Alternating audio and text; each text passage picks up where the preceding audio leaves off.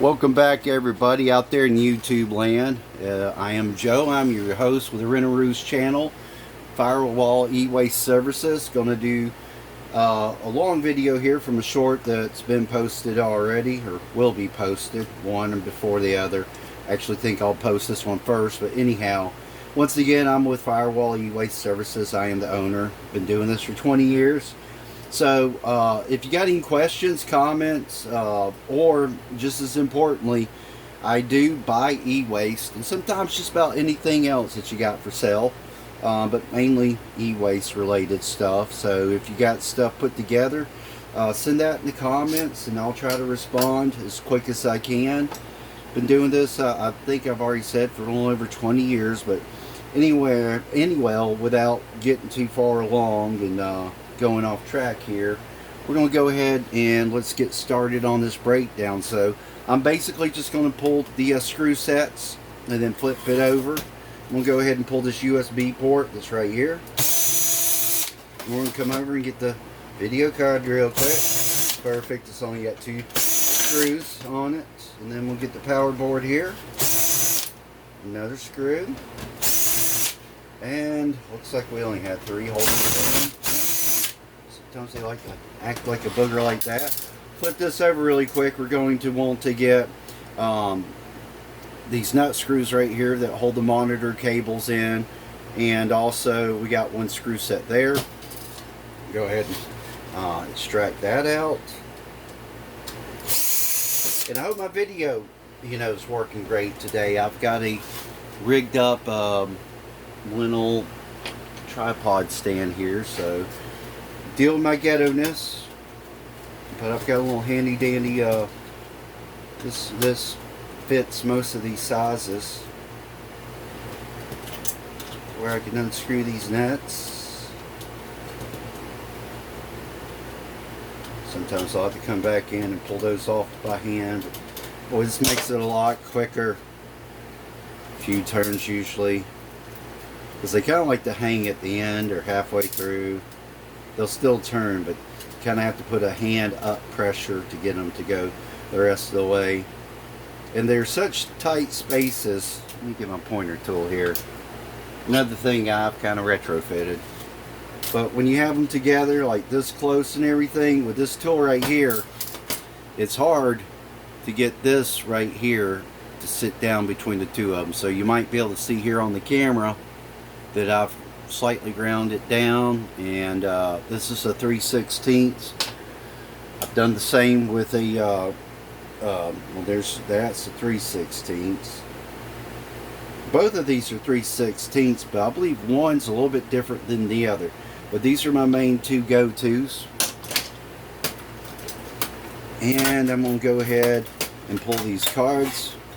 This one's holding on to the USB wire right there. And then, let's see, this one, I might have missed a screw there. I did. Yay. That, or it just did not want to come out. And we're going to do possibly some breakage here. I hate having to do this, but sometimes you got very limited choices. Oh yeah, that's going to force me to break it. I doubt that it's got a nut holding it on the back side. Anyhow, we'll know here in a minute. But that pulled out. Yeah, there's no nut. It just did not want to extract out. There's my USB ports mounted on a low grade brown green circuit board, and a piece of steel. Perfect. I'm sure y'all know what that is by now. For me, I just go ahead and cut my wire right here. Sometimes these right here can be steel, sometimes brass. Keep a handy magnet over here to test them, and these are brass, so I'll process this for brass content. I'm going to go ahead and remove my video card board, and you can see that this is pretty much clean like it is. If you want to recover, crystal oscillators right there. And then you got a little bit of a flat pack that you get off of there. I'm not going to micro scrap this. I mean, there's just not enough there. This might get high grade peripheral. Once again, this is one of those that are right there on that line. Now, let's get into this power board over here. Give me a second.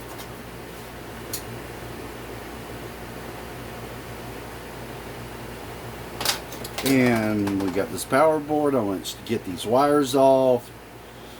I'm going to get these tantalum capacitors off of here. And there's really not much else I'm going to get off of here. I get about 50 cents a pound on these boards. And taking the time to remove some of these aluminum heat sinks for 10 extra 15 cents plus the breakage, it's just not worth my time. Just go ahead and get it out of my hand, let somebody else recover that. There's nothing wrong with recovering aluminum heat sinks like this. I mean, if that's something you want to do, knock yourself out. I used to. If there's huge ones on there, I might be tempted to, but otherwise it's normally a waste of my time. To me, everything else on here is pretty much junk. You can recover some of these coils and stuff for unclean motors. And I'm going to go ahead and get this capacitor here, although it's probably ceramic. But these are epoxy based, and I'm still trying to figure out what is and what is not tantalum. So I'm just going to pull them and sell them to a guy that I've been kind of talking to and try to separate them by color. Send him what I got, let him decide what is and what's not, and maybe I can learn from there. We'll see. And sometimes these guys right here, these nuts are brass, but these are all sticking, so I'm not going to consider them such. But there's our potential tantalums, and that's the processing of that board. I've got another one here. We'll just go ahead and do it as well. Might as well. Gonna have about the same, turnout, with the exception of having a USB separate board. So let's get into it. We'll go ahead once again and get the video card first. Yay. 2-screw set on that one. 4-screw set on this one. Basically the same build. Coming out of monitors and out of flat pedal and televisions, I normally just go ahead and completely shred my televisions. And, just out of what's worth my time and everything, it's really not worth my time. I'm not going to say you can't make any money. I just make less money than when I'm dealing with PCs or other high-end electronics. But I happen to have these around, and I'm waiting on another shipment that would take place, the value of doing these. So from time to time, I may let some that have potential pile up a little bit, and when I get to low inventory, I'll process them. And primarily, I look at my monitors, especially, and some of my televisions, and I find that some of them actually have recoverable RAM and primarily processors. Some they're even testing by. So do pay attention if it's more of like a computer monitor and you're going to know integrated. You're going to know this because it's got USBs and SD ports and other ports attached. They're usually a little bit thicker. Macintoshes especially, but there are some that just, you can actually pull out the motherboard. You got a pretty good motherboard in there and a recoverable, potentially test buy type of a processor. And let's go ahead and pop these boards out. I can go ahead and get out this video, and I meant to get that screw. I wasn't paying attention. There's a few screw sets here. Yay! This one got in the mud, which to me doesn't matter. I know for the most part, extracting these what I'm already going to get out of them, depending upon what it is. Once again, I'm going to cut my power cord or this insulated wire. And then you got some coils, chokes, stuff going on there. A little bit of tantalum, potential tantalum. Get it right one day going on here. Anything that looks suspicious like that, I'm going to go ahead and recover. And like I said, at 50 cents a pound, once again, I'm not going to recover the rest of this junk. I'm going to get this one guy over here. Kind of got camouflaged on me. I'm still learning my way around these capacitors, but everything else I've known for years. I believe that to be a ceramic one, so I'm going to leave it.